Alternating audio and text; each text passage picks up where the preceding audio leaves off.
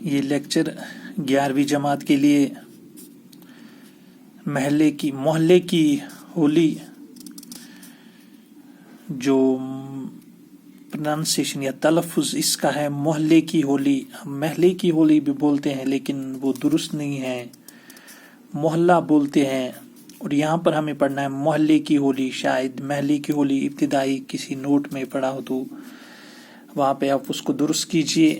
محلے کی ہولی, اس کے کچھ چند سوالات. اور ایک اور سوال, ڈرامہ محلے کی ہولی کے دوسرے اور تیسرے سین کا خلاصہ لکھیے. اس کا خلاصہ گزر چکا ہے, اس کا ذکر کرنا یہاں مناسب نہیں, نہ اتنا وقت ہے نہ انٹرنیٹ اتنا ہمارے پاس دستیاب ہے, تو وہ آپ خلاصے میں پڑھ سکتے جو دوسرا اور تیسرا پہلے اور دوسرے حصے میں, وہ آپ چیک کریں گے خود ان لیکچرز ویڈیوز میں. لالا جی کے کردار کا خاکہ پیش کیجیے. لالا جی کا کردار جو ہے اس کا خاکہ پیش کرنا ہے. اس کا جواب کہ لالا تیج رام شہباز خان کے گہرے دوست ہیں. شہباز خان کے گھر والوں کے ساتھ وہ بے تکلفی سے پیش آتے ہیں. یہاں آتے ہیں آپ یہ بھی لکھ سکتے ہیں کہ لالا تیج رام شہباز خان کا گہرا دوست تھا یا گہرا دوست ہے لکھ سکتے. لیکن یہاں پہ اعزاز کے طور پر بولتے ہیں, تعظیم جو بڑے بزرگ کے لیے بولی جاتی ہے یا کوئی لفظ, تو اس وجہ سے یہاں بولتے ہیں.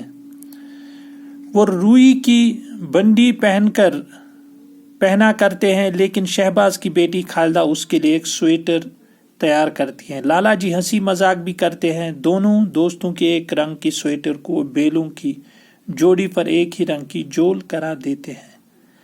لالا جی میر صاحب کی باتوں کا بلا تحقیق یقین کر لیتے اور میر صاحب کی باتوں میں آ کر شہباز خان کے دشمن ہو جاتے ہیں. تو وہ گہرے دوست ہیں شہباز خان کے, ایک ہی محلے میں رہتے ہیں.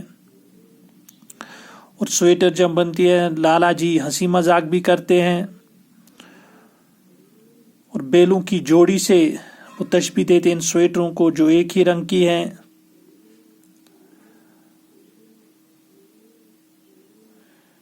لالا جی میر صاحب کی باتوں کا بلا تحقیق یقین کر لیتے, اور جب میر ان سے وہ شہباز خان کے متعلق غلط باتیں کرتا ہے یا کان بھر دیتا ہے, تو وہ بلا تحقیق ان کی باتوں سادہ لوہی میں یہاں پہ اس کی طرف اشارہ ہے یقین کر لیتے اور میر صاحب کی باتوں میں آ کر شہباز خان کے دشمن ہو جاتے ہیں. اور شہباز خان کے دشمن ہو جاتے ہیں, جذباتی بھی ہیں, سادہ لوح بھی ہیں, جذباتی بھی ہیں. جتنی ان کی دوستی گہری اتنی ان کی دشمنی بھی سخت ہوتی ہیں. پھر وہ بہت سخت مزاج بھی ہیں اس لحاظ سے کہ جب ان سے ٹھان لی کسی چیز کی تو وہ اس پہ ٹھن جاتے ہیں, پھر ہلتے نہیں اپنی جگہ سے, وہ ہٹتے نہیں ہیں. تو دوستی بھی گہری اور دشمنی بھی بہت سخت ہوتی ہے. وہ یہ گوارا نہیں کر سکتے کہ شہباز کسی سے کہے کہ وہ ان کے گھر کا آدھا خرچہ برداشت کر لیتا ہے. تو وہ برداشت نہیں کرتے ہیں کہ شہباز خان لوگوں سے کہے کہ وہ اس پہ احسان کر رہا ہے یا وغیرہ جو وہ باتیں کرتا ہے, جو آپ سبق پڑھیں گے اس میں دیکھیں. اس دشمنی میں وہ شہباز خان سے چندہ وصول کرنے سے بھی انکار کرتا ہے. تو اس دشمنی میں وہ شہباز خان سے چندہ وصول کرنے سے بھی انکار کرتا ہے. جو چندہ ہولی کے لیے وہ لینا تھا تو وہ انکار کر دیتے ہیں وہ لینے سے.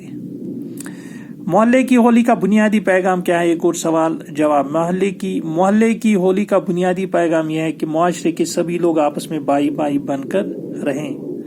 بھائی چارے کی اس میں تعلیم ہے. ہندو مسلم سکھ عیسائی جو ہندوستان کا آئین ہے وہ بھی تعلیم دیتا ہے. تو یہاں پر بھی وہی تعلیم اس سبق کے ذریعے یہ دے رہے ہیں اطہر پرویز صاحب.